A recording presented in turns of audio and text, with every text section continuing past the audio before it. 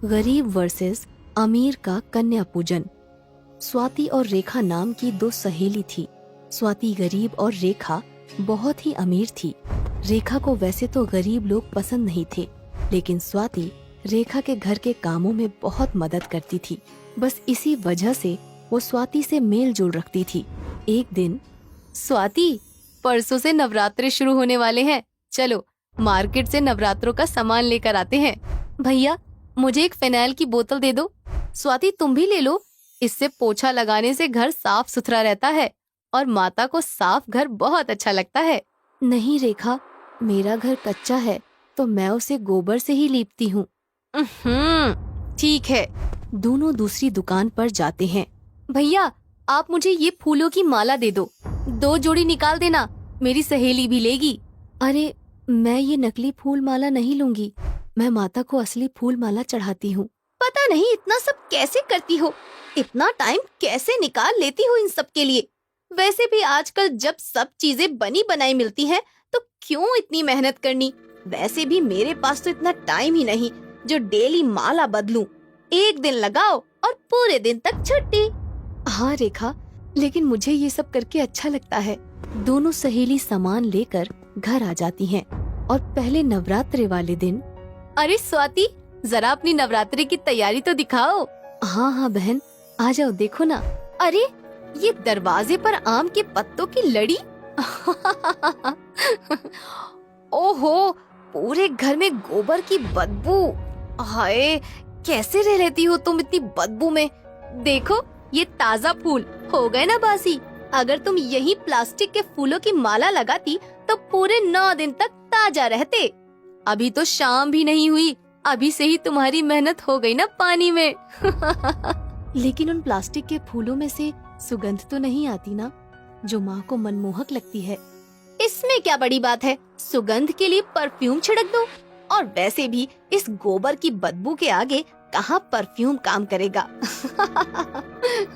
और ये क्या, तुमने माता मिट्टी की बनाई है? मेरी माता की मूर्ति देखना, देखती रह जाओगी।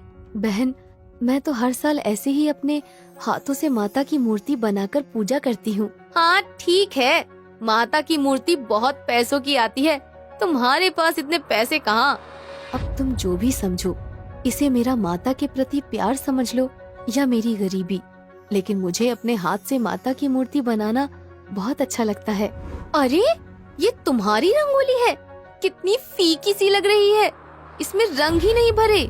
नहीं रेखा, मैं बस चावल के आटे से ही रंगोली बनाती हूँ। रात को चावल भिगोकर सुबह उसे पीसकर आटा बनाकर ये रंगोली बनाती हूँ। उफ, पागलपंती की भी हद होती है।